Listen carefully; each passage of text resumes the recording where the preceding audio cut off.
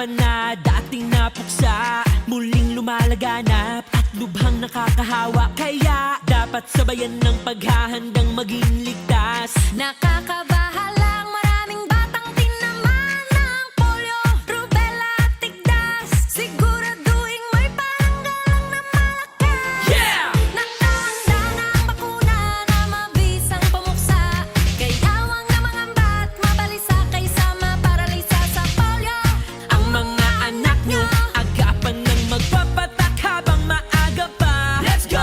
Walang lunas sa tigdas at rubella, tanging pang-iwas ay magpabak